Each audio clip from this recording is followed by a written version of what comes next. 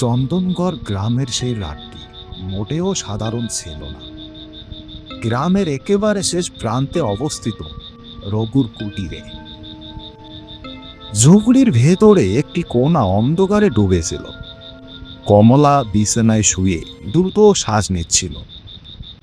তার বুক ধুকনির মতো ওঠানামা করছিল।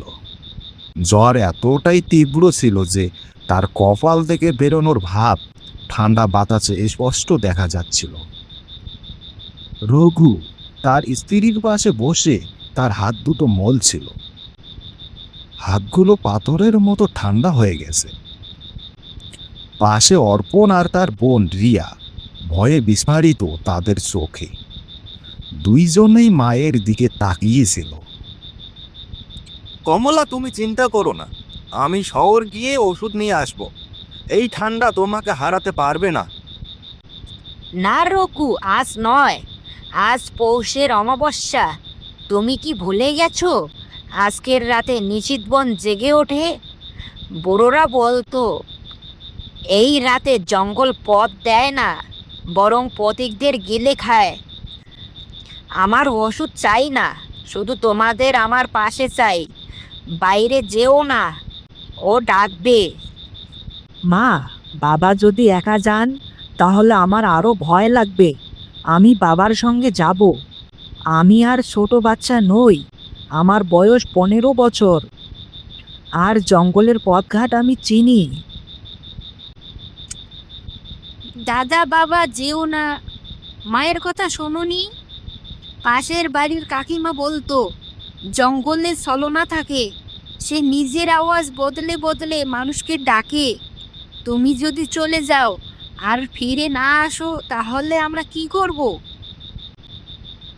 কমলা, আমি যদি না যাই তাহলে তুমি ভোরের সূর্য দেখবে না। শৈলেন কাকা বলেছিল রাত 12টার আগে ওই ওষুধটা পাওয়া খুব দরকার। চল অর্পণ, আমাদের বেরোতেই হবে। বাইরের শীতল হাওয়া তাদের স্বাগত জানালো, যেন এক হিম শীতল চরের মতো। জঙ্গলের ভেতর পা দিতেই মনে হলো যেন হঠাৎ করেই তাপমাত্রা কয়েক ডিগ্রি নেমে গেছে। গাছের শুকনো ডালপালাগুলো একে অপরের সঙ্গে ধাক্কা খেয়ে এমন শব্দ করছিল যেন কেউ হাড় চিবাচ্ছে। বাবা, বাতাসটা খুব অদ্ভুত লাগছে। মনে হচ্ছে কেউ যেন আমাদের কানে কানে ফিসফিস করে কিছু বলছে। ভয় পাস না অর্পণ, এটা শুধু হাওয়ার শব্দ। চোখ মাটিতে রাখ আর আমার পেছনে পেছনে চল। ঠিক তখনই ঘন কুয়াশার ভেতর তারা একটা আলো দেখতে পেল। তারা সেই আলোর দিকেই এগোতে লাগলো। সেখানে ছিল একটা পুরনো হেলে পড়া চায়ের টফরি।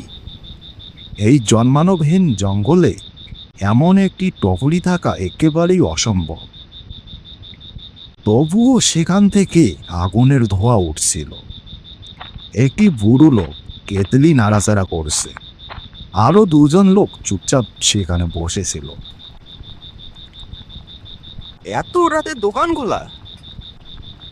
বুড়ো মানুষটা হালকা হেসে বলল, বাবু, দোকান সময় দেখে খোলে না, খোলে প্রতীক দেখে। অমাবস্যা রাতে যে এখান দিয়ে যায় সে হয় খুব সাহসী, নয়তো খুব দুর্ভাগা। বাবু, চা খাবে? এই চা তোমার স্মৃতিগুলোকে জাগিয়ে দেবে আর শরীরের ঠান্ডা নামিয়ে দেবে। কোথায় যাচ্ছ প্রতীক? সামনে নিশীথ বনের হৃদয়, সেখানে আলো দেখলেও থেমো না। আর যদি কেউ নিজের মায়ের গলায় তোমাকে ডাকে, উত্তর দিও না। ওটা ছলনা। ও প্রথমে তোমার বিশ্বাস জিতে নেয়, তারপর তোমার জীবন কেড়ে নেয়। রঘু আর অর্পণ একে অপরের দিকে তাকালো।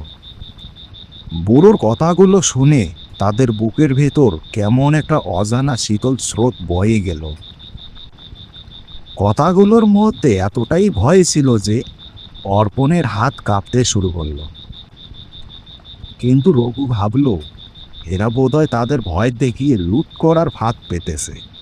তারা চা খেলো না এবং সামনে এগিয়ে গেল।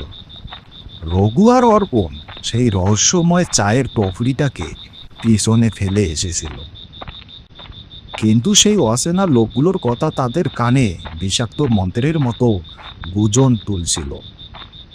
যতই তারা জঙ্গলের আরো ভেতরে ঢুকতে লাগলো, গাছগুলোর উচ্চতা আরো ঘনত্ব ততই বাড়তে থাকলো। এখন আকাশে চাঁদের আলো পুরোপুরি হারিয়ে গেল।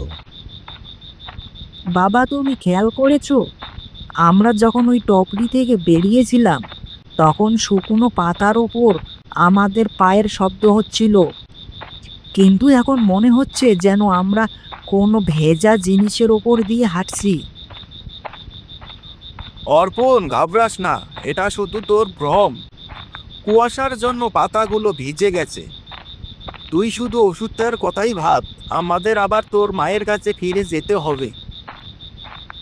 হঠাৎ জঙ্গলের নিস্তবতা চিরে একটু করে শব্দ ভেসে এলো। শব্দটা খুবই চেনা, যেন কেউ ফুপিয়ে কাঁদছে। বাবা, আমাকে খুব ভয় লাগছে। বাবা, আমাকেও তোমাদের সঙ্গে নিয়ে চলো। বাবা, এ তো রিয়ার গলা। ও কি বাড়ি থেকে আমাদের পিছু নিয়ে চলে এসেছে বুঝি? না অর্পণ, পিছনে তাকাবি না।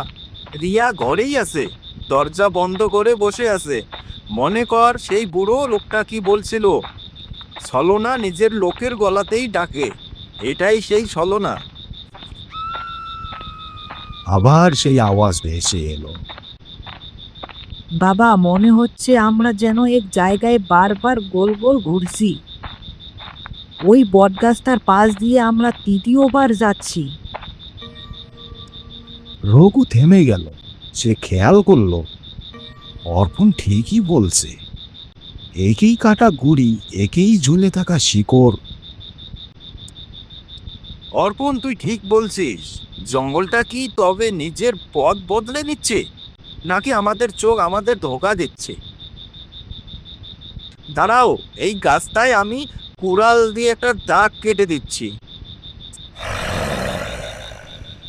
রঘু যেই না গাছের গায়ে কোপ মারলো, কাঠ কাটার শব্দ হলো না, বরং শোনা গেল এক ভয়ঙ্কর আর্তনাদের আওয়াজ। ঠিক যেন কোনো মানুষ ব্যথায় কেঁপে উঠেছে।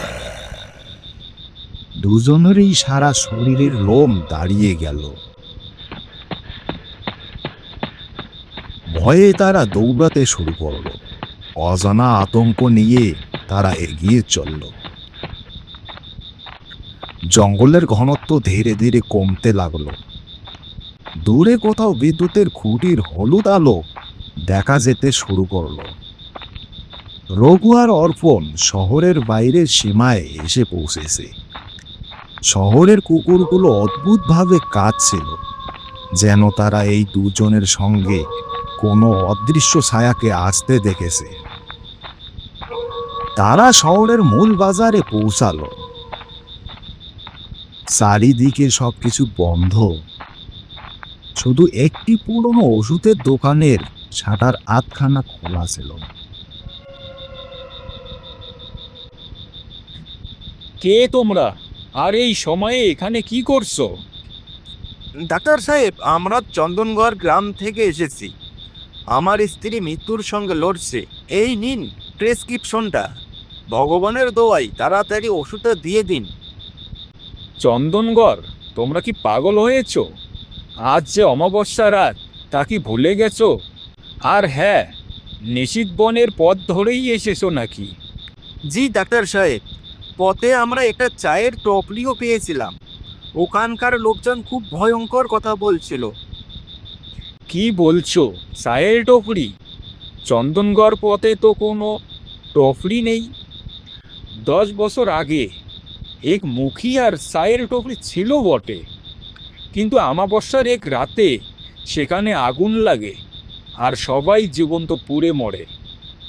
তারপর থেকে সেখানে শুধু ছাইয়ের স্তূপ পড়ে আছে। কিন্তু ডাক্তার সাহেব, আমরা তো সেখানে আগুন জ্বলতে দেখেছি, কেটলির শব্দ শুনেছি, লোকজনও বসেছিল। তোমরা মানুষ দেখোনি, রু দেখেছ। ওই রুগুলোই প্রতি বছর অমাবস্যার রাতে সেখানে বসে আর যাতায়াতকারীদের সাবধান করে দেয় যে তাদের কথা মেনে ফিরে যায় সে বেঁচে যায়, আর যে এগিয়ে যায় যে এগিয়ে যায় তার কি হয়? তার ছায়া জঙ্গল কেড়ে নেয়। এখন তোমরা যদি ফিরে যাও, খেয়াল করবে তোমাদের ছায়া আর তোমাদের সঙ্গে থাকবে না। তোমরা বাড়ি পৌঁছে যাবে ঠিক, কিন্তু তোমাদের একটা অংশ চিরদিনের জন্য সেই নিশীথ বনের বন্দী হয়ে যাবে। সাহেব, আমাদের ভয় দেখাবেন না, আমাদের ওষুধটা দিন, আমাদের বাড়ি যেতে হবে।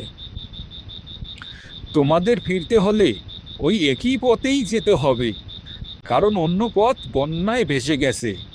তবে মনে রেখো, ফেরার সময় সেই টফরিটা তোমাদের আবার দেখা দেবে। এবার তারা তোমাদের ডাকবে, থামবে না। যদি থেমে যাও, তবে পরের অমাবস্যায় তুমিও সেই ব্রেঞ্জেই চা খেতে বসে যাবে। বাবা, ডাক্তার সাহেবের কথায় আমি ভীষণ ভয় পেয়ে গেছি। আমরা কি সকাল পর্যন্ত এখানে থাকতে পারি না? আবার ওই জঙ্গলে যেতে আমার মৃত্যু ভয় লাগছে। অর্পণ, তোমার মায়ের ওষুধ আমার পকেটেই আছে। আমরা যদি এখানে থেমে যাই, তাহলে বাড়িতে তোমার মায়ের শরীর ঠান্ডা হয়ে যাবে। আমাদের যেতেই হবে, শুধু সাহস হারাস না। ভীষণ দুশ্চিন্তায় রঘু মাটির দিকে তাকালো। বাল্বের আলোতে তাদের ছায়াগুলো স্বাভাবিক দেখাচ্ছিল। রঘু আর অর্পণ শহরের সীমানা পেরিয়ে বেরিয়ে এসেছিল। ওষুধের পুটলিটি রঘুর পকেটে রেখেছিল, কিন্তু তার হৃদয়টা যেন ডুবে যাওয়া এক ভারী পাথরের মতো ভারাক্রান্ত হয়েছিল। ডাক্তার সাহেবের বলা কথাগুলো, তোমার ছায়াটা জঙ্গল কেড়ে নেবে, তার কানে যেন কোনো পুরনো অভিশাপের মতো প্রতিধ্বনিত হচ্ছিল।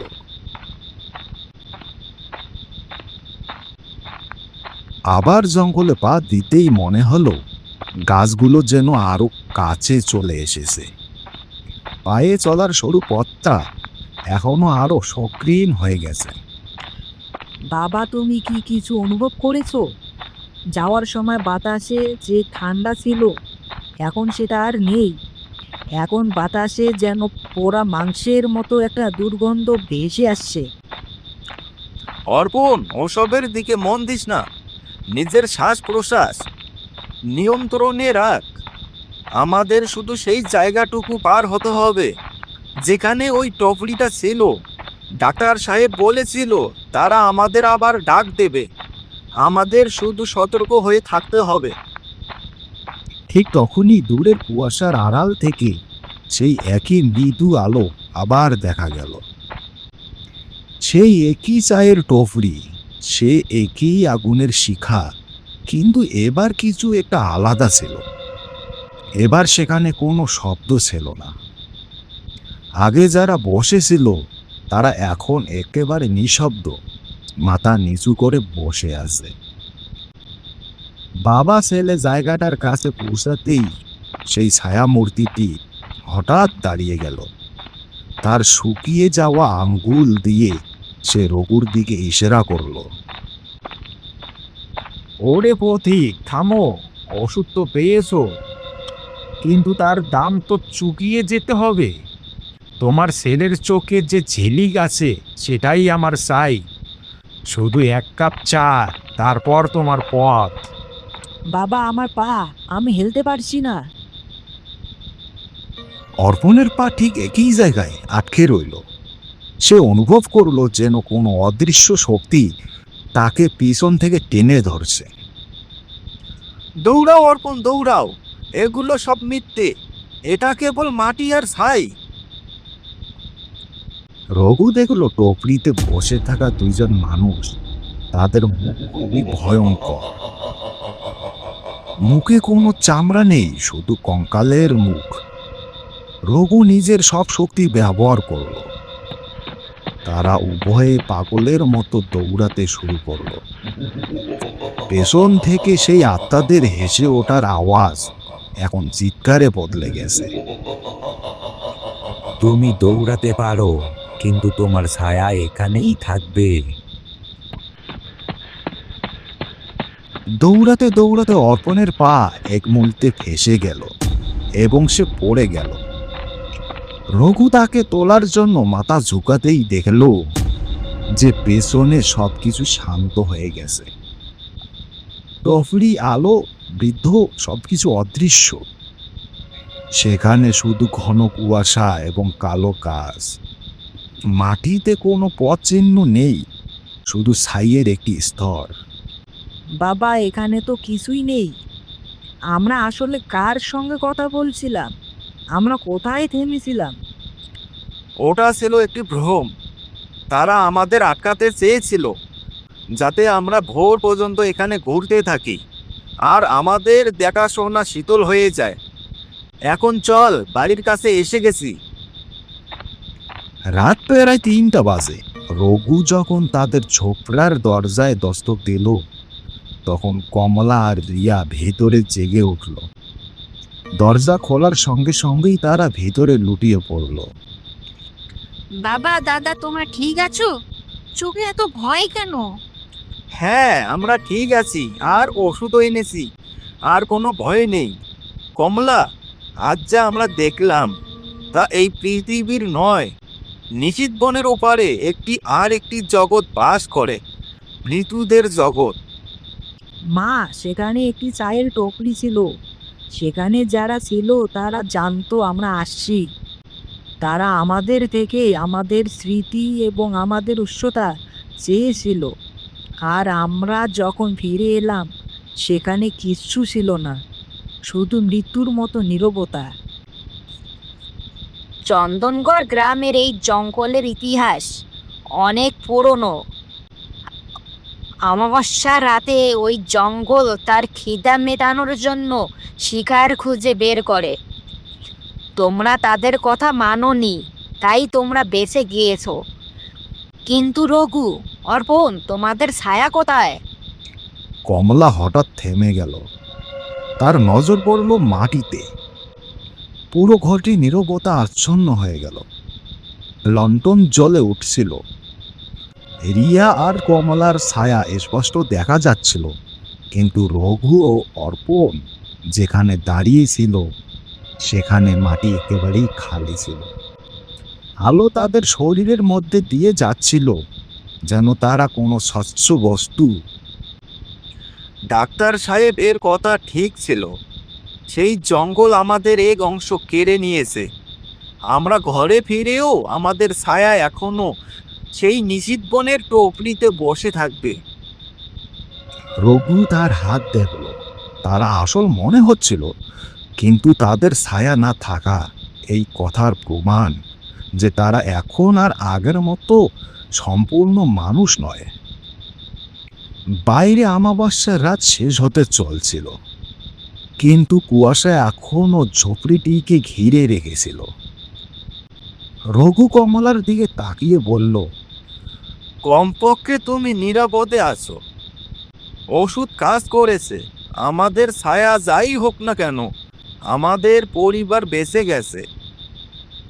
ঠিক সেই সময়ে ঝুপড়ির জানালার বাইরে থেকে একটা পরিচিত কণ্ঠ শোনা গেল, সম্পূর্ণ রঘুর মতো কণ্ঠ।